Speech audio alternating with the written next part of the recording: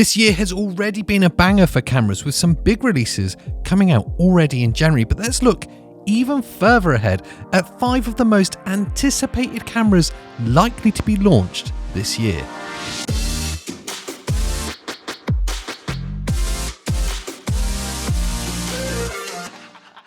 So yes, welcome back to InGaff. It's just me flying solo still because Pete is still in Rona jail.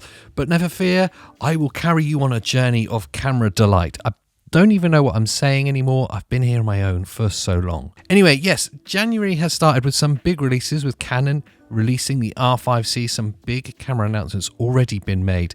And I wanted to get a little bit more excited and look a little bit further forward at 5 of the most anticipated cameras to come out this year from all the different manufacturers. We've got cameras from Canon, from Fujifilm, Panasonic and Sony coming up. But before we jump straight into it, I just want to say, if you're new here, well, thanks for joining us. Make sure that you follow the channel, subscribe and like and do all of those other things because, well, it makes me feel warm inside when you do.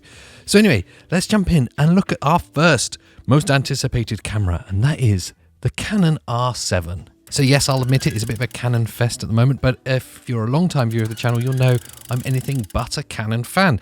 But anyway, Canon are going to be releasing an APS-C sized sensored camera with that RF mount, the Canon R7, and that is surely got to be one of the biggest announcements to come from Canon this year.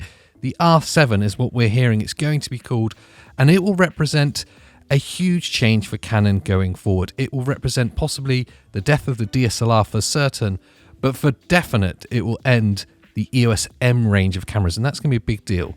Although Canon have done anything but love that range of cameras, despite their actual really good cameras. Some of them are little fantastic little things. We've owned a few of them over the years. In fact, I still think we've got 2 on a shelf somewhere. But truth be told, they are great little cameras, so it'll be sad to see the end of the EOS M range. But the R7 will represent something of an entry point into that new mirrorless range of cameras that Canon are bringing out. We're hearing around a $1,600 or $1,800 price point for this camera, an APS-C RF mounted, featuring some of the best bits from the R range of cameras, but condensed down into that APS-C sized sensor format, which personally I love. It's how I got into DSLR filmmaking in the first place with the Canon 70D, so it'd be great to see a return of the APS-C from Canon for us video shooters, especially for vloggers and content creators. I think the R7 will represent a really exciting camera. So moving along to another brand, Fujifilm, one of my favourites of the last few years, or Fuji as I call them, and they took great objection to that, to the point where they no longer answer my phone calls. Anyway, yes, the Fujifilm X-H2 is long been a rumoured camera. In fact, it's long been a camera that Fuji themselves have kind of talked about. So it's definitely going to happen this year, and it's been a really exciting kind of rumour time for the Fujifilm X-H2. We're hearing that there'll be not 1 but 2 versions of this camera. We've talked about it quite a lot on the Camera News podcast.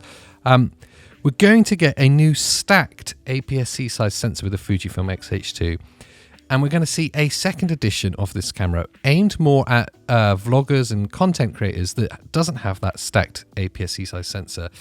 One will be 40 megapixels, the other is going to be 26 megapixels, but aimed at more of the casual video shooters. And obviously that will represent a slightly cheaper version as well. It's likely to be able to do 8K video in the APS-C format, and that's pretty exciting as well.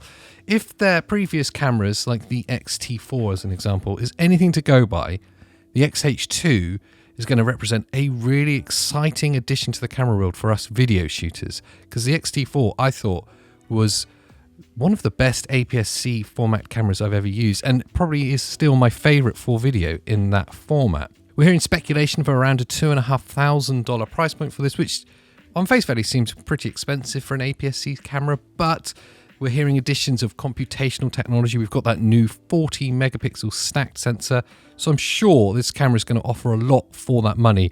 And it also is exciting for their future cameras as well. Cameras like the X-T5, which may be coming out in 2022 as well. If that borrows that sensor and processing technology there's going to be some exciting additions from Fujifilm coming up this year. Next up is the camera that we know for certain is going to come, that's been talked about for ages, and I'm kind of surprised it's not here yet, and that's the Panasonic Lumix GH6.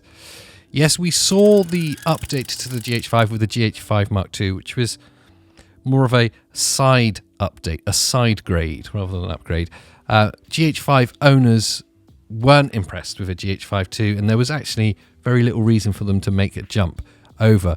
But Panasonic themselves said that that wasn't what that camera was for.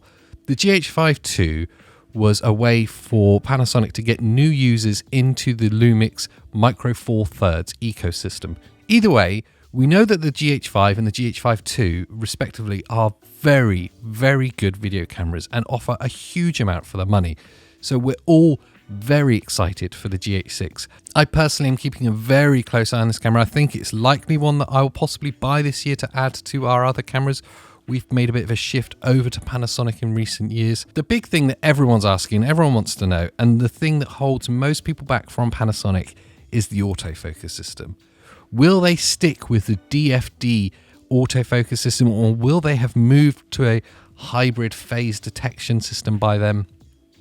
Well, only time will tell. There's still no clear indication of what's happening. I'm a bit worried to say that I think they're going to stick with DFD. I think that they're just going to try and improve it. They may even just change the name of it. For some of us video shoots, it's not a big deal. We don't use autofocus that often. For those that are vlogging or content creating or shooting on their own, autofocus is obviously really important, and an upgrade to the DFD, or just moving away from the DFD system, is a necessary upgrade for the GH6 to be successful at all. Now, no rumour video would be complete without the addition of everyone's favourite manufacturer that I've never actually owned a camera of, and that's Sony. Yep, the Sony A7R V, or V, depending if you speak Roman numeral or not, is likely to come this year, possibly towards the end of the year. This will be an exciting addition to the camera world for us all. The A7R, I'll speak properly, range of cameras has always been a fantastic one. Seems that they've burnt through the model names really quickly, but that's the Sony way. They release a lot of cameras very regularly. So the A7R V, well, really that's going to be Sony's answer to the Canon EOS R5, which has been a fantastically good seller for Canon. That has been selling like hotcakes, it's been very successful, and it's been a camera that's been embraced by video shooters and also sports and wildlife photographers as well. So it's been a really widely embraced camera. It offers a lot at quite a reasonable price point, so Sony really need an answer to that part of the market because they can't let Canon march away with it. We're hearing that it will shoot 8K 30 and possibly 4K 120 as well. I think that's going to be more of a staple for cameras in 2022 in general, to be honest. I think pretty much all of them are now expected to be able to do that, even if we don't use 8K fully yet in production. Price point wise, we're hearing a $4,000 or pound price point. That puts it slightly under the R5. The only thing that may hold it back is the problems that Sony are having sourcing components, semiconductor shortages that they're having at the moment in producing sensors. They've already announced that they've had to stop production on some of their older cameras, but perhaps that will free up capacity for them to make these newer cameras. And in particular, this A7R V, which I'm sure you'll be with me in this, and we're all quite excited to see what this camera will do. And going full circle, almost as if I'd written this in advance and planned it, we're going back to Canon for the last camera in this list, and that's for the Canon EOS R1. Now, this camera has to happen, and it has to happen quickly for Canon. We're hearing reports it's going to be towards the end of the year, but the sooner they can get this to market, the better, because this will be their flagship mirrorless camera. This will replace the 1DX Mark III, but more importantly, this will go toe-to-toe with the Sony A1 and the Nikon Z9. Canon have to answer that part of the marketplace. They need a flagship, and they need one now, because cameras like the Nikon Z9, which I'm sure you'll agree were a fantastic addition to the camera world, well, Canon need to that part of the market sewn up too. Now we're hearing some really exciting rumours and leaks that possibly attached to the camera, not least of which is the possible introduction of quad pixel autofocus. Now there was a leaked patent from Canon for a quad pixel autofocus system, which would likely replace the dual pixel autofocus system that Canon have been using since I think it was 2013. Now I looked at it, I didn't understand it because, well, I'm not a scientist, but it looks cool. Bottom line is, if with the introduction of dual pixel autofocus and how revolutionary that has been and how at the forefront of autofocus systems that's been for so long, if that's anything to go by, a whole new system which will improve upon that is really exciting. I'm really excited by this potential of what it will introduce to the camera world, because dual pixel autofocus has been, well, in my opinion at least, has been leading the way since it was introduced. We're also hearing this is likely, the EOS R1 is likely to be a 45 megapixel camera, and as we've suggested before, will be Canon's flagship mirrorless camera and will replace the 1DX Mark III, which is a huge deal. The only caveat to this will be what price Canon decide to put it at. They've already said that they're unlikely to see the introduction of a £10,000 body, but that doesn't say that it won't be close to it. And obviously, it has to be above the price of the other cameras. So we may be looking at around 8 or 9 grand for the EOS R1, and that's a pretty scary price tag. But will it be worth it? Well, only time will tell. But I guess that about wraps us up in a nice little top 5 list kind of way. Hopefully I can edit this down into something concise that isn't just half an hour of me rambling to myself in a room, which, let's face it, that's what it is.